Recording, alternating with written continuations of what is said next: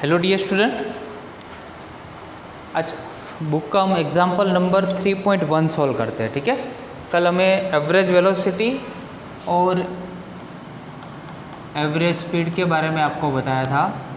अब आप illustration number 3.1 इसके बेस पे ही है। जैसा अपना डायग्राम 3.1 था जिसमें रेक्टिलिनियर जो मोशन थी वो रेक्टिलिनियर मोशन का डिस्क्राइब जैसे किया था वही डायग्राम का रेफरेंस लेना है और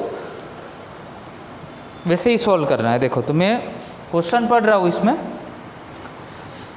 ए car is moving along a straight line से OP। ठीक है, चलो car is moving along the straight line से OP मतलब O से P तक जा रही है car. It moves from O to P in 18 second. देखो O to P मतलब इन 18 second and returns from P to Q मतलब P to Q रिटर्न हो रही है यू टर्न मार के यहाँ पे 6 सेकेंड में।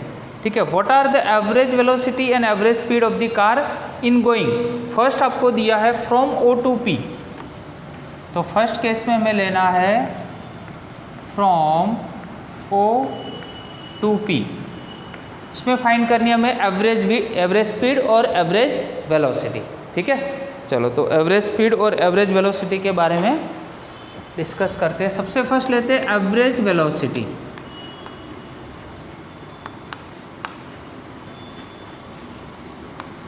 Average velocity is equal to क्या होता है, displacement divide by time interval.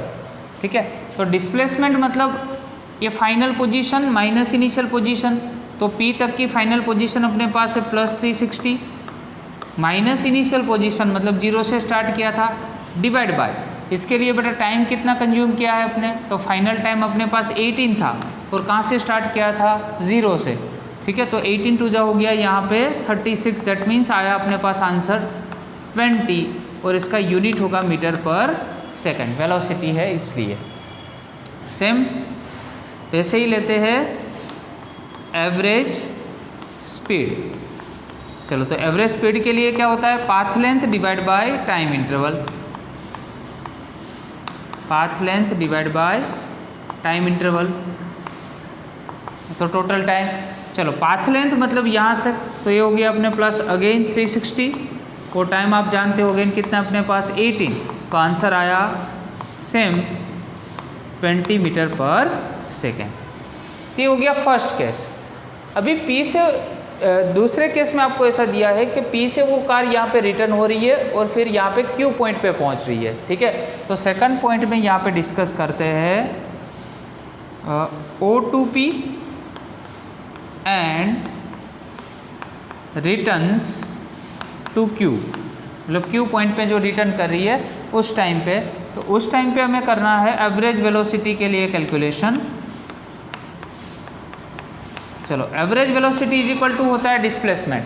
Ultimate car यहाँ पे यू टर्न लेके Q पॉइंट पे आ रही है, तो Q पॉइंट पे मतलब फाइनल पोजीशन कितनी हो गई 240 की और इनिशियल पोजीशन कहाँ पे है 0 पे और डिवाइड बाय एवरेज वेलोसिटी है तो टाइम इंटरवल, तो यहाँ से यहाँ तक पहले गए मतलब 18 का टाइम लिया, उसके बाद यू टर्न मार के पीछे यहाँ पे Q पॉइंट पे आए तो उसके लिए 6 टाइम हुआ, तो ये टोटल हो गया अपने पास 240 और डिवाइड बाय 24। ठीक है, चलो ये दोनों यहाँ पे कैंसिल तो हो गया 10 मीटर पर सेकेंड। आया समझ में। तो Q पॉइंट के लिए अगर एवरेज वेलोसिटी आपको फाइंड करनी हो तो वो आंसर आएगा 10 मीटर पर सेकेंड। चलो नेक्स्ट है अपने पास एवरेज स्पीड। एवरेज स्पीड अभी फॉर्मूला नहीं लिख रहे हैं, डायरेक्ट ही यहाँ पे कर देते हैं। चलो यहाँ से पहले यहाँ पे गए मतलब 360 का डिस्टेंस कवर किया, यहाँ पे यू टर्न मारा, उसके बाद तो ये डिस्टेंस कितना हुआ P से Q के बीच में, तो देखो 360 माइनस 240 तो 120 का होगा डिस्टेंस। तो पहले हुआ 360 अगेन आपने 120 कवर अप किया और उसके लिए टाइम इंटरवल तो सेम, पहले 18 लिया उसके बाद 6 टाइम इंटरवल हुआ, तो आंसर आया 480 प्लस और डिवाइड बाय हुआ 24। देखो प्लस हम इसलिए ले रहे हैं क्योंकि हमें ये जो रेफरेंस है ओरिजिन पॉइंट से वो पॉजिटिव एक्स एक्सिस में, हमें पॉजिटिव एक्स एक्सिस की डायरेक्शन में हम इसलिए। ठीक है ना, तो प्लस और ऑलवेज पाथ लेंथ ऑलवेज क्या होती है, पॉजिटिव ही होती है। और 24 टू जा हो गया अपना पास 48, दैट मीन्स आंसर आया 20 मीटर पर सेकेंड। तो देखो ये दोनों बी नंबर में से क्या कंक्लूजन आता है, तो कंक्लूजन ये होता है कि average speed is always much more than the average velocity. देखो इसकी 20 है और इसका 10 नंबर है, या तो इक्वल भी हो सकता है। देखो ठीक है, तो दो केस है, एवरेज स्पीड और एवरेज वेलोसिटी, वो दोनों एक तो इक्वल हो सकती है, either average speed is always much more than the average velocity. आया समझ में? तो दूसरा हमें आज का टॉपिक के लिए डिस्कशन करना है वो है instantaneous velocity and speed.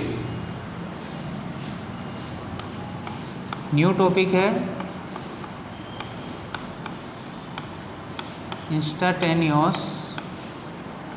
Instantaneous velocity and speed.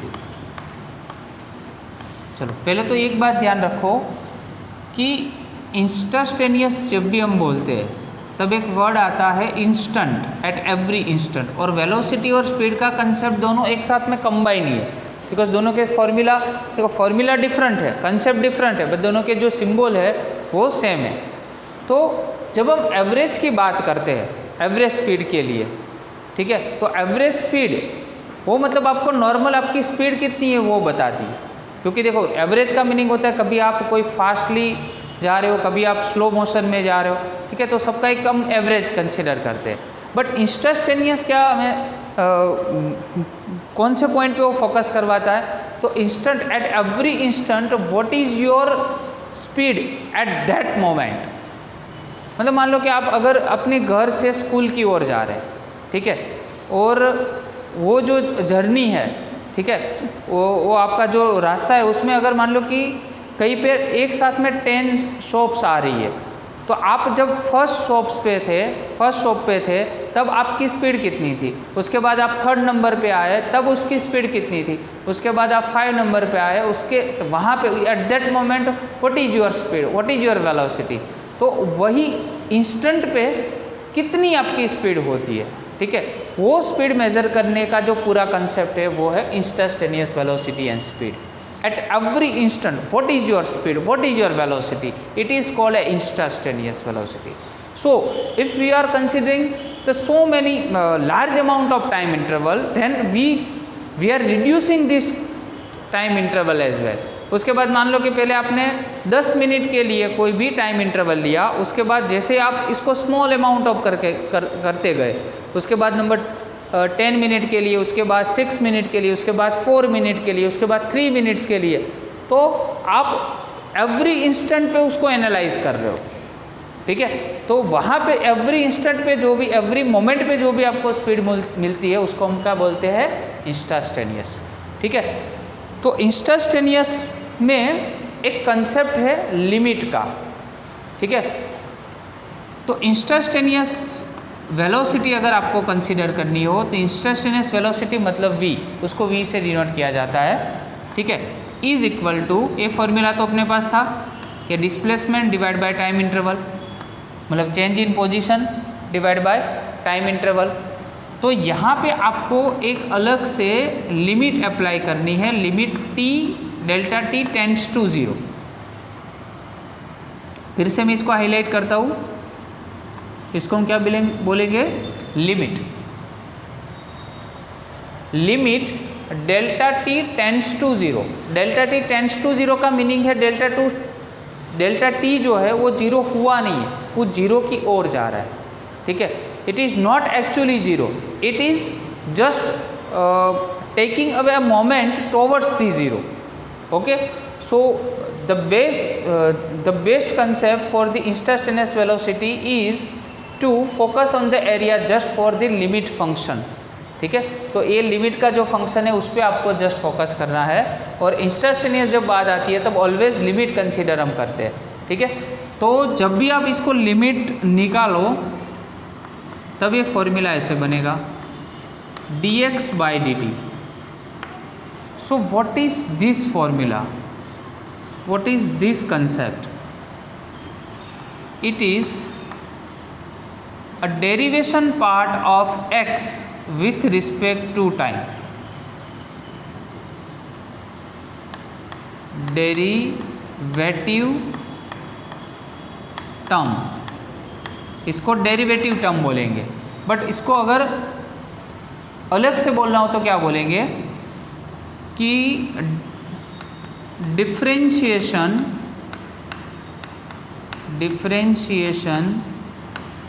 Of x with respect to time, it is a derivative term and the differentiation, d for differentiation of x with respect to time। आया समझ में? तो instantaneous velocity, instantaneous speed का एक formula आया v is equal to d x by d t. आया समझ में? तो एक तो ये बात आपको सही से ध्यान में रखनी है इसमें। और सेकंड जो है अपना टर्म, उसमें ऐसा है कि इंस्टेंटेनियस वेलोसिटी और स्पीड के लिए एक्चुअली दो मेथड है। There are two methods. First one is graphical method और जो सेकंड है न्यूमेरिकली। क्लियर? तो आज फर्स्ट मेथड के बारे में डिस्कस करते हैं, ग्राफिकल मेथड के बारे में। ठीक है, चलो। तो ग्राफिकल मेथड के लिए एक ग्राफ ड्रॉ करना पड़ेगा। तो पहले एक ग्राफ ड्रॉ करते हैं और उसके बारे में अच्छे से आपको समझना है। ठीक है, चलो। ग्राफ में ऐसा है, we are discussing about a graphical method. ये वाई एक्सिस हो गया और यहाँ पे एक्स एक्सिस है। तो यहाँ पे डिफरेंट वैल्यूज़ है। 0 है, यहाँ पे 2 है, यहाँ पे 4 है, यहाँ पे काम करते हैं 3, 4, 5, 6, 7, 8 कोई भी ले सकते हो। यहाँ पे अपना टाइम इंटरवल है सेकंड में एक्स एक्सिस पे। ठीक है, और वाई एक्सिस पे अगेन यहाँ पे 0 तो है यहाँ पे आगे, सॉरी 2, ये 4, यहाँ पे 6 और ये 8 और 10, ये पोजीशन है मीटर में। देखो, आप वैल्यू कोई भी चूज़ कर सकते हो, बट कंसेप्ट आपको समझ में आना चाहिए, ये मोस्ट इम्पोर्टेंट है। ठीक है ना? चलो, तो ड्रॉ करते हैं। देखो, कोई भी ऐसी कोई कार की मोशन है या तो कोई भी ऑब्जेक्ट की मोशन है, इस तरह से। ठीक है, चलो। तो सबसे फर्स्ट एक काम करते हैं कि 2 टाइम इंटरवल कंसीडर करते हैं। ठीक है ना? चलो, तो 2 टाइम इंटरवल कौन सा हमने कंसीडर किया है? तो पहले एक काम करते हैं कि यहाँ पे एक 4 नंबर पे, मतलब 4 सेकंड पे, और यहाँ पे एक 7 पे। ओके, ये हो गया P1 पॉइंट, ये हो गया P2 पॉइंट। अगर मैं P1 और P2 के लिए डेल्टा T लेना चाहूँ तो मैं क्या ले सकता हूँ? तो देखो, ये T2 हो गया माइनस T1, डेल्टा मतलब डिफरेंस। तो 7 - 4, दैट मीन्स आंसर कितना आएगा? 3 सेकंड। तो पहले मैंने 3 सेकंड के लिए टाइम इंटरवल लिया और इसके रिस्पेक्ट में जो भी स्पीड होगी, मतलब मान लो कि यहाँ पे पहले के लिए ये 10 है और यहाँ पे कोई भी ये 2 से ऊपर 2.2 समथिंग कुछ है वैल्यूज़, तो उसके लिए मैंने स्पीड पहले कंसीडर की। ठीक है ना? तो यहाँ पे पोजीशन लिया और ये टाइम इंटरवल हो गया, तो मेरी स्पीड मिल गई उसमें। सेकंड इंटरवल जो है डेल्टा टी, उससे थोड़ा मैं रिड्यूस कर रहा हूँ। चलो, अभी एक काम करते हैं, इसके बीच में लेते हैं सेकंड पॉइंट। मतलब मान लो कि ये जो वैल्यू है वो है 4.5 और दूसरी वैल्यू मैं यहाँ पे कंसीडर कर रहा हूँ 6.5। ठीक है, और इस पॉइंट को मैं नाम दे रहा हूँ यहाँ पे Q1 and Q2। So my second time interval is like that T2 - T1, what is the difference 6.5 minus 4.5 and I reduced my time interval for 1 second, है ना। 3 सेकेंड से मैं 2 सेकेंड पे आया, देखो। So I reduced my time interval, now I am focusing only for 5.5। तो जैसे मैं रिड्यूस करते गया लास्ट में,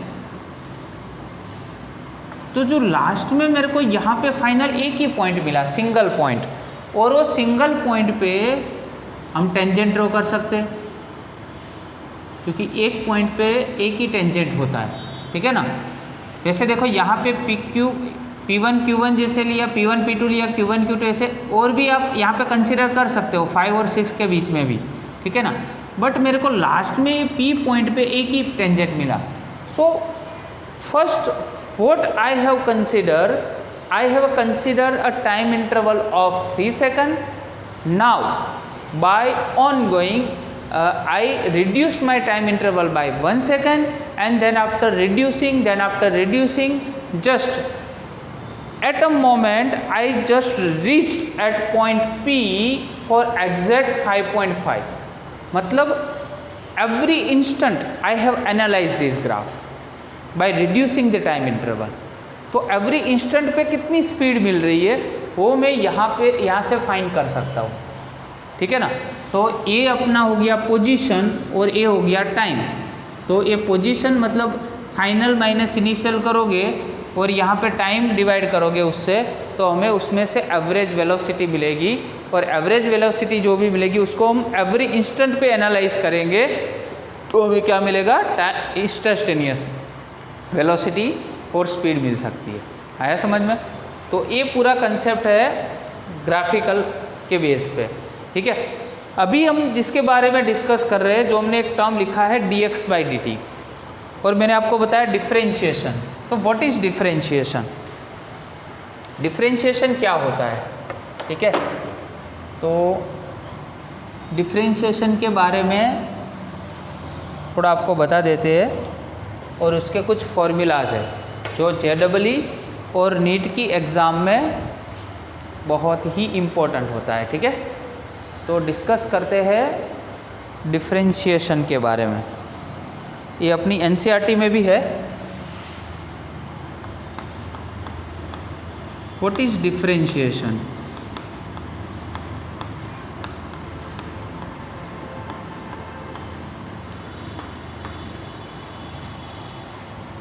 simply I would like to say about differentiation. It is a one kind of dividation part, something to divide into different parts, it's called a differentiation. And when we integrate this kind of parts, it's called a integration. So two terms are there, one is differentiation and the second one is integration. So dividing the parts is called a differentiation. So first formula of differentiation with respect to time, अगर आप t का differentiation करते हो t के respect में, differentiation of t with respect to t, ठीक है, answer आएगा 1, याद रखो, ठीक है।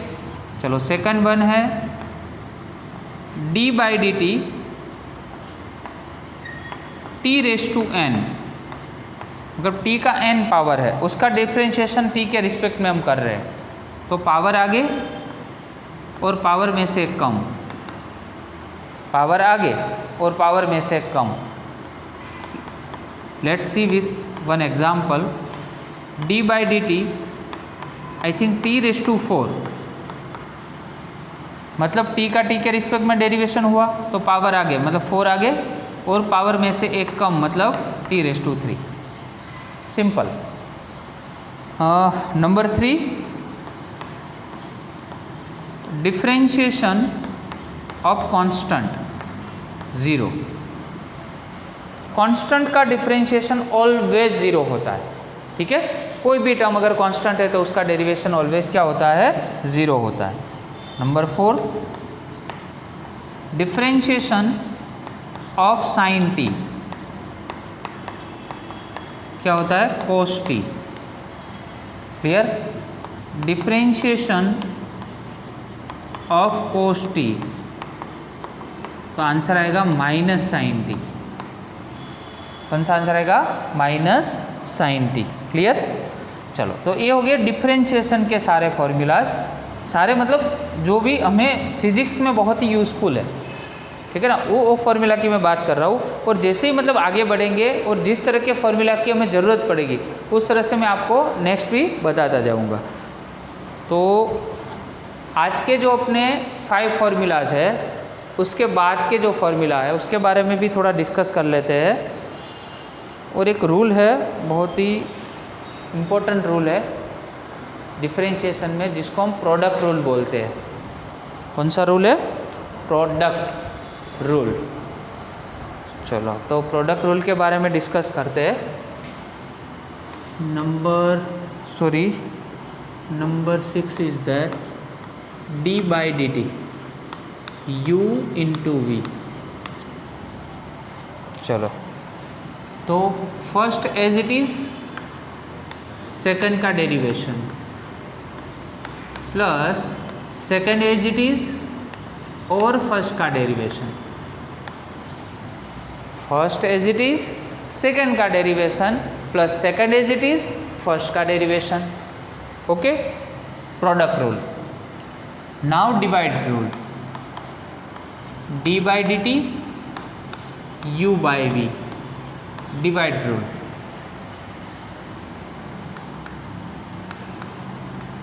डिनोमिनेटर से स्टार्ट करना है। डिनोमिनेटर का जो टर्म है वो एज इट इज़ रहेगा, न्यूमरेटर जो है उसका डेरिवेशन होगा प्लस अभी मतलब न्यूमरेटर एज इट इज़ रहेगा, डिनोमिनेटर का डेरिवेशन होगा टाइम के रिस्पेक्ट में, और divide by minus is there, divide by जो डिनोमिनेटर में टर्म है उसका स्क्वायर करना। सो नीचे का पड़ा रहेगा, ऊपर का डेरिवेशन, माइनस ऊपर का पड़ा रहेगा, नीचे का डेरिवेशन, नीचे जो भी टर्म है उसका हमें स्क्वायर करना है।